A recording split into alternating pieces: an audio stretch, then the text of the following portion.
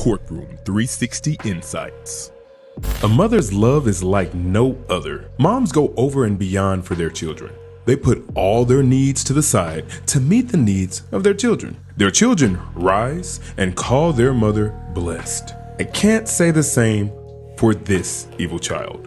Cary Madison Gregg was born on April 23, 2009. She lived with her mother Ashley Smiley and her stepdad Keith Smiley in Brandon, Mississippi. Mr. Smiley claims that Ashley's and Cary had a good relationship. Ashley adored Cary. Everything she did was for Cary. How much did Ashley love Cary? They loved each other so much.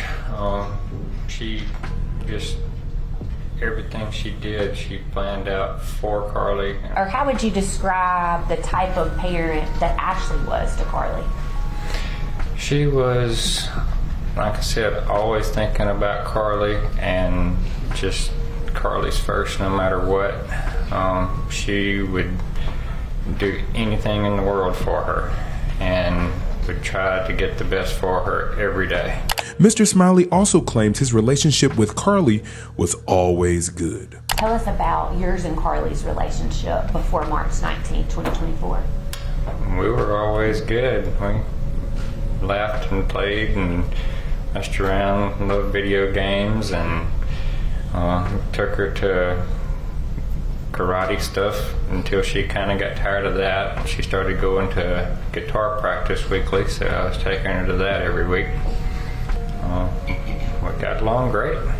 Smiley claims discipline for Cary wasn't extreme. Were there times that you and Ashley would have to punish Cary? Of course.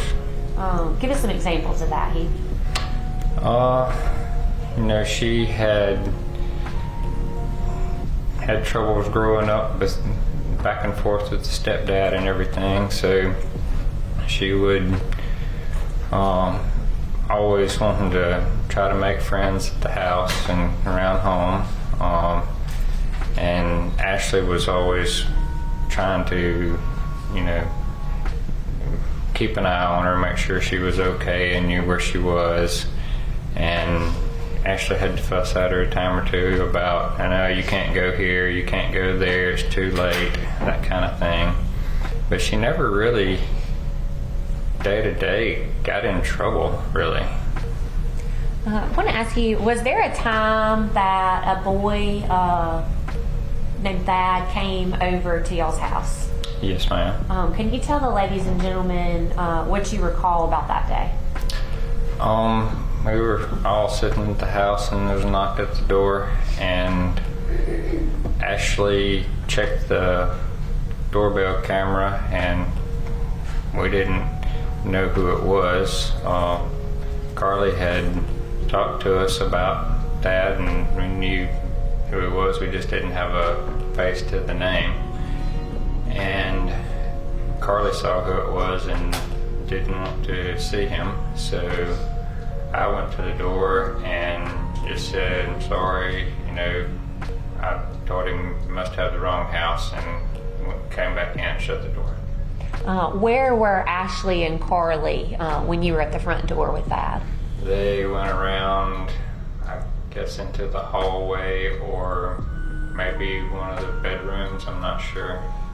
At any point, did it appear that Ashley was physically holding Cary back from going to the front door? No.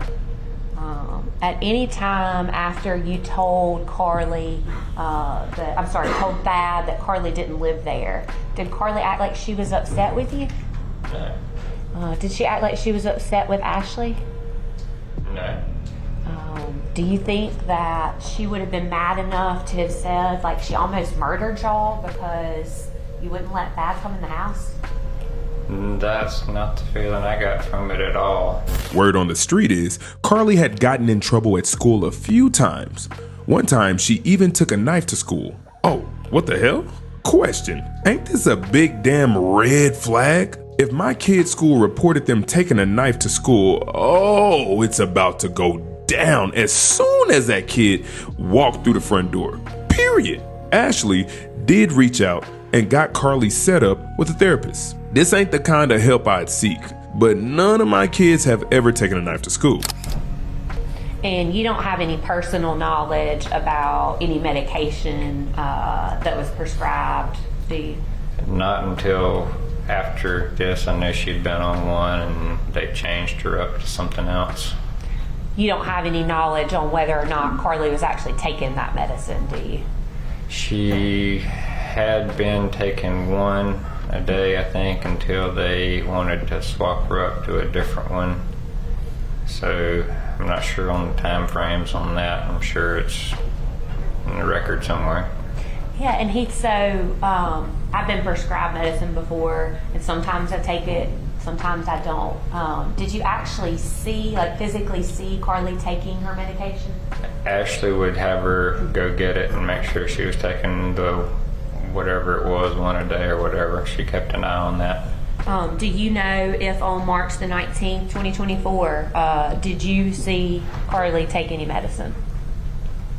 The 19th? Yeah, March the 19th of 2024. No, ma'am. Not that afternoon. The morning. Oh, no. I don't know about that morning. She usually would take it in the evening when she ate. We believe the evidence will show that there were 3 victims on March 19th. Ashley Smiley, Heath Smiley, and Carly Smiley. And Cary Gregg.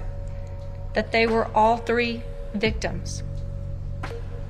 We believe the evidence will show that Carly had been suffering from a mental illness, that Carly was not aware on March 19th that she had a mental illness. We believe the evidence will show that Carly's parents, who lived with her, were not aware that Carly was suffering from a mental illness. We believe the evidence will show that Carly's close friends, who saw her at school every day, were not aware that Carly was suffering from a mental illness, because it's hard to look at a person and understand that they have a mental illness. It's hard to look at a person and know that they have a mental illness. That's why it's often referred to as the invisible disease. One psychiatrist's diagnosis for Carly was bipolar II disorder. She told me that I asked her to estimate over the last 5 years, how much of your time have you spent in any state? What she said to me was, over the last 5 years, she thought about 60% of her time in a depressed state, about 20% of her time in a hypomanic state, and about 20% of her time in a normal mood state. So I gave her the diagnosis of bipolar II disorder. Your Honor, may I approach?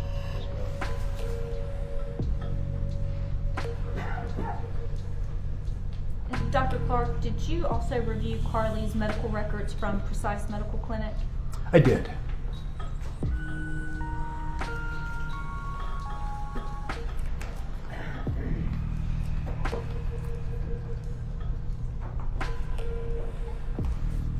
I'm going to pass you a copy of those documents. Can you tell me what the exhibit number of that is?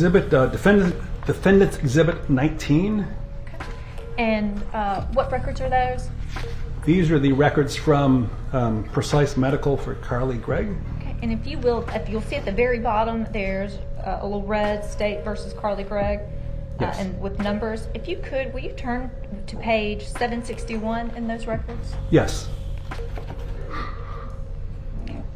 And will you tell me what we're looking at on this page?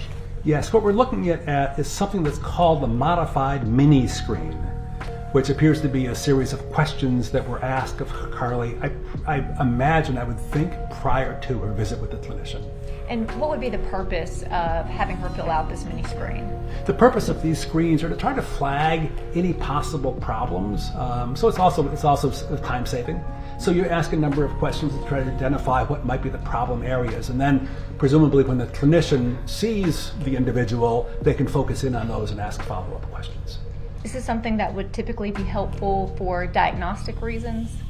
Yeah, I'd say more than anything, it raises questions. It allows the clinician to kind of focus their interview questions.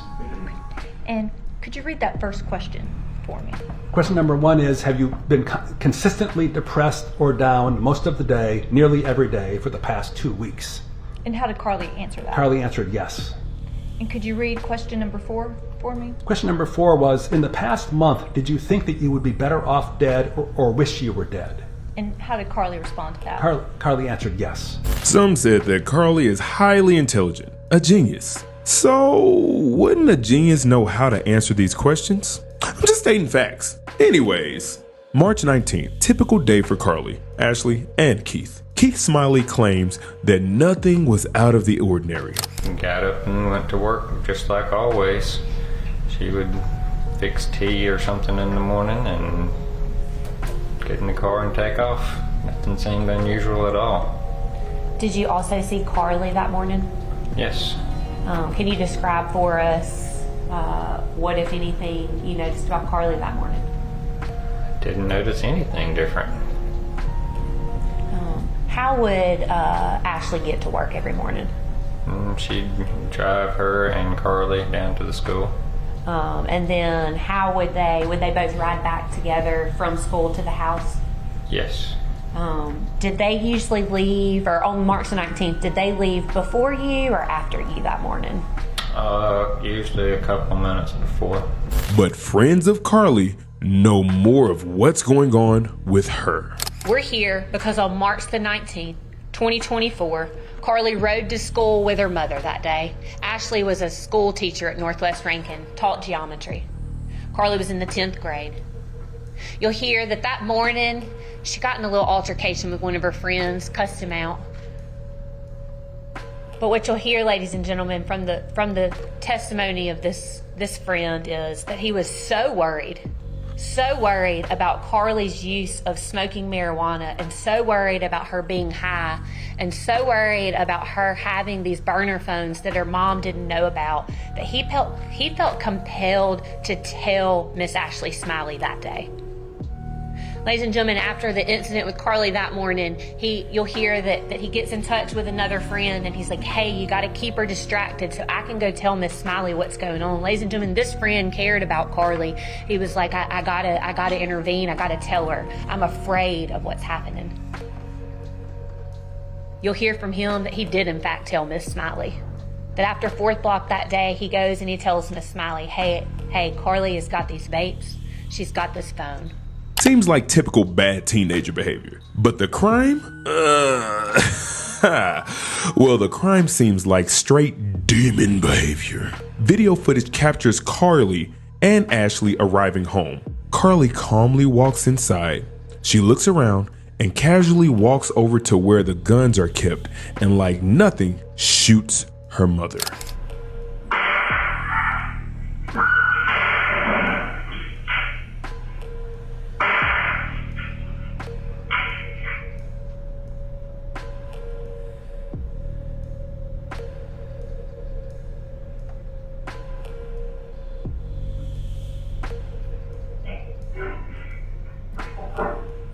What kind of child would do such a thing? Carly, who the hell are you calling? Her damn friend, that's who. Word on the street is Carly, 16-year-old friend, claims that Cary Gregg asked him to come over and help her out. Then this little witch proceeds to show this friend her mother's lifeless body on the floor. Now that's straight up evil. Then this little witch told her friend she gonna kill her stepdad as well. Calm down. What's your name?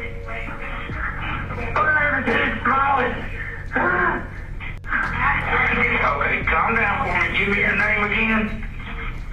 Heath Smiley. Heath Smiley? Yes, sir. All right, mister. What's your phone number you calling me from?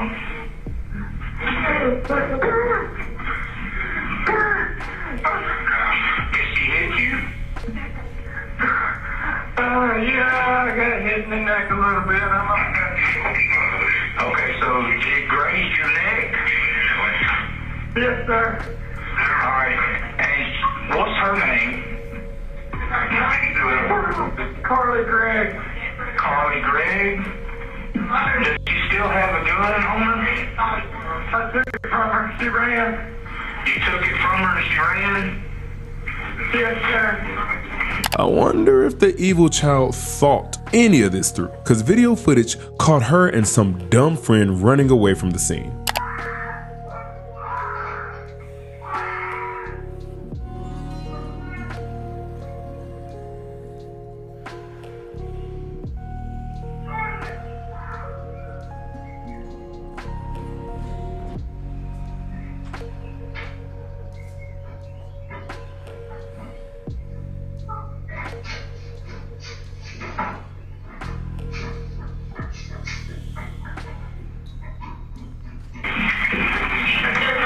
She was screaming something at me I couldn't understand.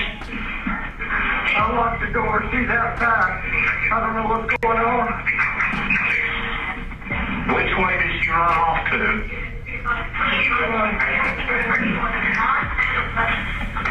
She ran into the backyard and went over a fence. Ran into the backyard and went over your fence? Yeah. What is she wearing? T-shirt, gray shirt and some jeans. Gray shirt and jeans? About how tall is she? 5'2". About 5'2"? What color hair? Brownish. Brownish, just short hair. 5'2" with back door, she opened fire on me. And was just screaming.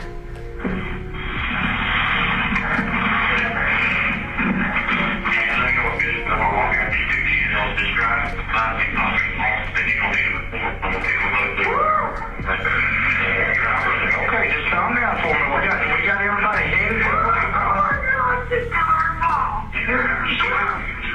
She what?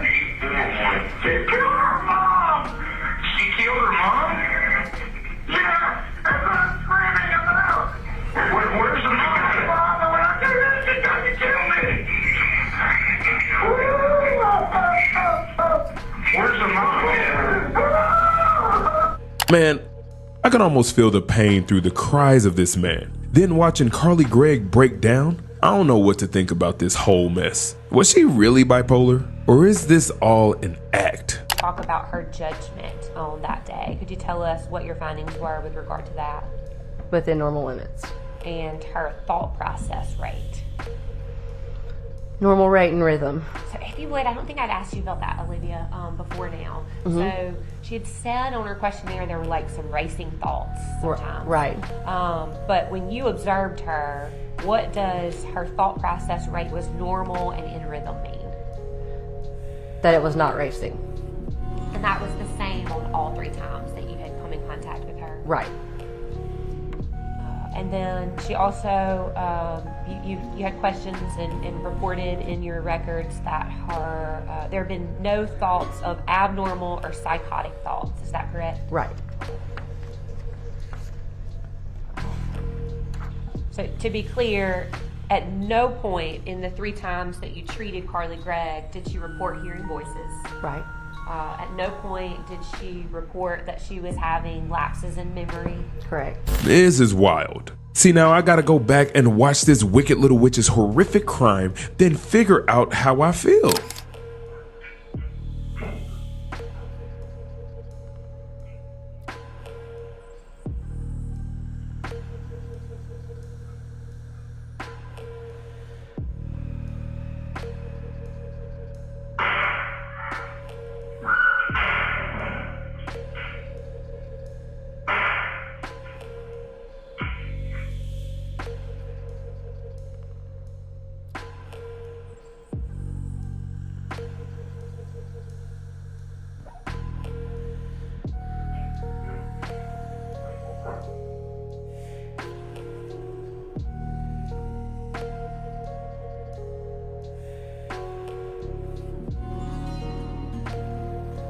Why the hell is she so damn calm? Heifer just shot her mom 3 times in the face and she just chilling. This ain't human behavior. I'm like 99.99999% sure this heifer is a wicked little witch. Cary Gregg is evil, and that's not easy to say, but The truth of the matter is sometimes evil comes in young packages. I put 3 in my mom, and I got 3 more waiting for my stepdad.